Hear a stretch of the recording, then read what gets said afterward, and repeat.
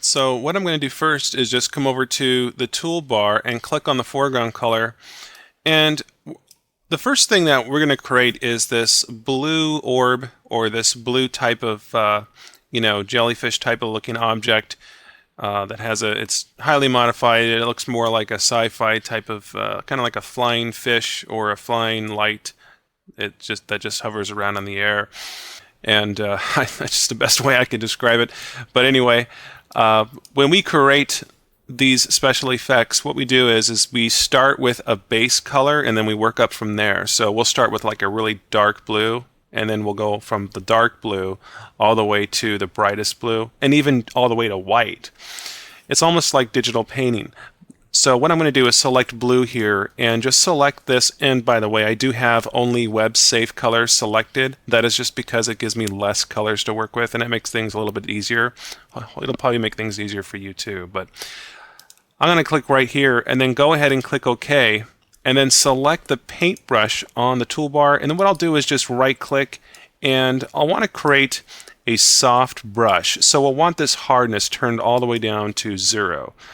And that looks good. I'm going to go ahead and increase the diameter here, and I'll just bring the paintbrush outside of the options here just to see how really large this is.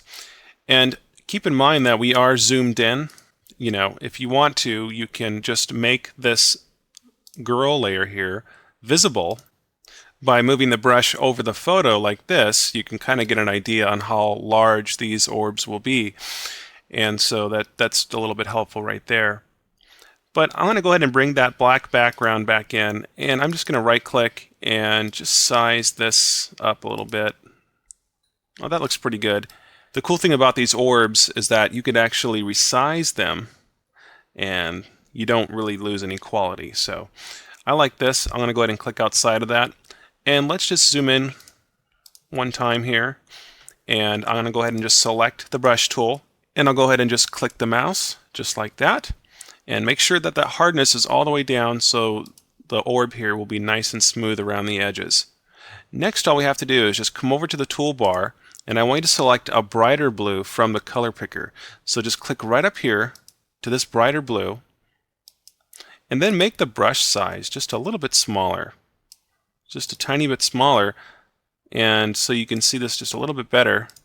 I'll zoom into it, and then I want you to click on top of this blue dot here that you've created, just like that. Then go back into the color picker, and we want the colors to lean more towards the green. So what I'll do is just move this slider down and then select a brighter blue, something like this. Okay, and then I'll go ahead and click OK, and then what I'll do is I can click on top of that orb again, and now we get this color. And now if I go back into the color picker again, and if I click over maybe a little bit brighter right here, or maybe even more brighter than that, and then I can click on the orb again, and look at that. And I can also go back into the color picker, and we can go all the way to white, which will be the brightest point, and I can make that diameter just a little bit smaller, and then I can just click right in the middle. And I'll probably make that diameter a little bit smaller than this, just so we get that really hard highlight there in the middle. There we go. So check it out. And that's how we can start the shape and the look of the orb. Now after you get this far, you can do so many things to this now. The way we create the tails on the orbs is by using the smudge tool. Over here on the toolbar, you'll find the smudge tool right here. Okay, if the blur tool is selected, just click on that, and you'll find the smudge tool. So by smudging, we can create these little tails for the orbs. Then you can be so creative with the tails. You can just really create any kind of tails you want. And so what I'm going to do is turn up this master diameter a little bit. And then I'm just going to show you how this works. So I'm just going to go over to the orb here and just click on the end of it and pull out this little tail. You see how that works? And if I click on the tail, I can make it just a little bit longer, and then longer, and then longer. And then I can pull out another one below that. And this is just one way to do it. Now, the first time you do this, you might have to do it a few times because it's just the way it looks and just the way the smudge tool works. But I can come back and undo, and then I can go over that tail once more like that. I could also add a highlight over that tail if that's just something that I want to do. But I can come over here and I could wiggle the mouse as I come out. See that? Just like that. And I'll go ahead and undo. Let's get that. There we go. So you can create a lot of killer effects just using the smudge tool with these orbs. But I think for this tutorial, we're going to create this almost like this little space fish that is sort of floating around. So what I'm going to do is increase this diameter a little bit higher. And this is mostly like a trial and error type thing. Takes a couple tries to get this right. And it looks like to me I'll have to increase that strength of this smudge tool to about 85%. I stick around 75, 85, and 90% on that. Look at that.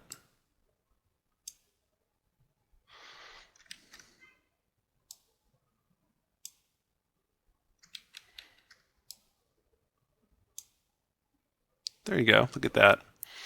And I can make the brush smaller, and then I can come here and make some smaller little lines or smaller little trails.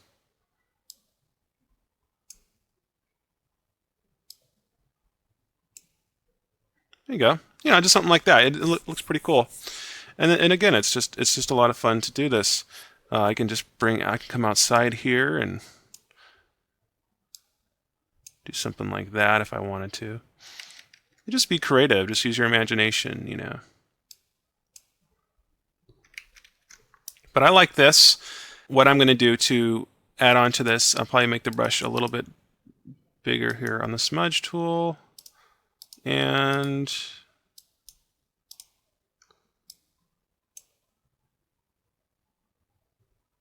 there you go, something that looks like this. And you can always just click the eraser tool. I mean, I'm kind of old-fashioned, so I mean, I could just come in here and trim the tail of this to look, you know, to have it look like something like that. And let's go ahead and add on some little wings or something to this little space fish here, or whatever you want to call it. I'll just make this a little bit smaller, this diameter, and make sure I have that smudge tool selected, and try that one more time. And I can make these little things coming off the orb here. I'll increase the diameter a little bit, and I'll probably have to go to 80% on the strength. Just something that looks like this. There you go, just something that looks like this. And just kind of little wings coming off of them right there. And I can add some more down here if I want to. And I'm just making stuff up, really. I don't have any of this planned or anything like that, but I can even add on some highlight to that orb there just to make him pop out a little bit more. There you go. And what else can we do? Well, we can do a whole bunch of things with the smudge tool. And we can take this as far as we want to go, really.